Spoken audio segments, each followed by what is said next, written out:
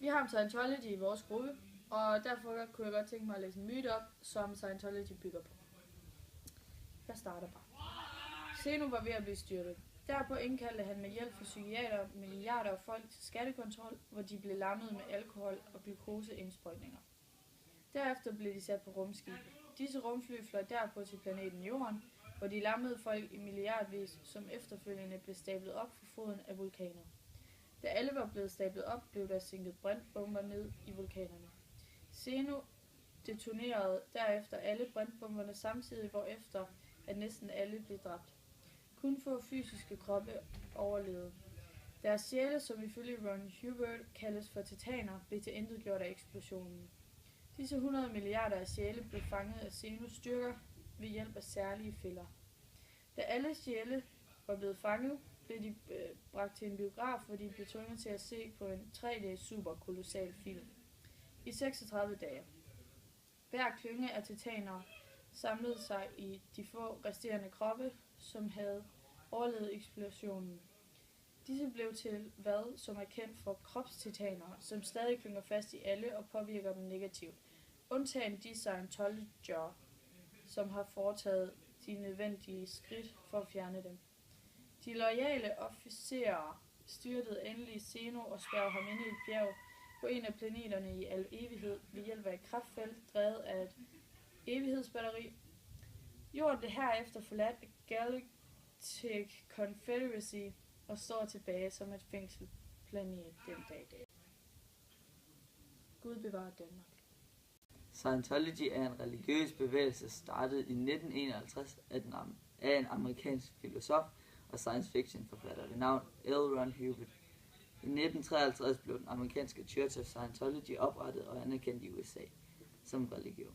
Der er i dag over 8.500 Scientology-kirker, lignende organisationer og tilknyttede grupper i 165 lande.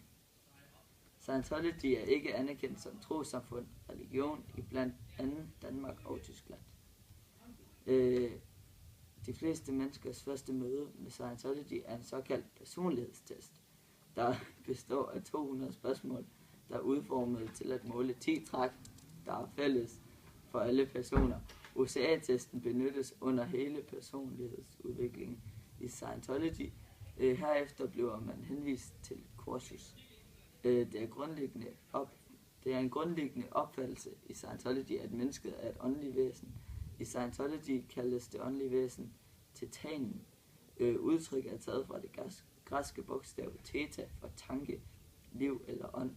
Det bruges for at undgå sammenblanding med tidligere opfattelser af sjælen. Titanen er udødelig og har levet og vil fortsætte med at leve gennem utallige livstider. Man er en titan, der har et sind og som bebor en krop. Titanen levendegør kroppen og bruger sindet. Det andet grundlæggende princip i Scientology-religion er den opfattelse, at livet er opdelt i tilskyndelser, drifter, impulser i retning af overlevelse. Disse kaldes dynamikker, og der er 8 i alt. Scientology henvender sig til ånden, ikke kroppen eller sindet. Dianetik er studiet af sindet med den indgangsvinkel, at mennesket er langt mere end et produkt af dets omgivelser eller gener.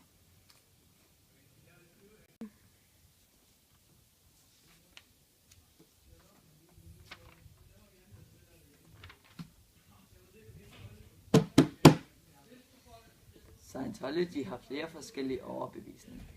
De vigtigste af dem er, at mennesket er et udødeligt åndeligt væsen. Hans erfaring strækker sig et godt stykke hensides en enkelt livstid. Hans evner er ubegrænset, selv hvis han ikke har indset det på nuværende tidspunkt. Scientology-kirken tillader medlemmer samtidig tro på religioner, som f.eks. kristendom, islam, hinduisme osv.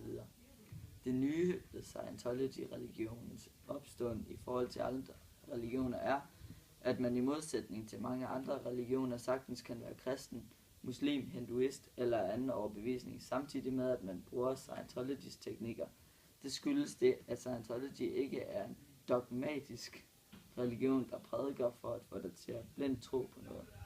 Det handler om selv at gå på opdagelse, læse lærebøger, høre foredrag og tage kurser.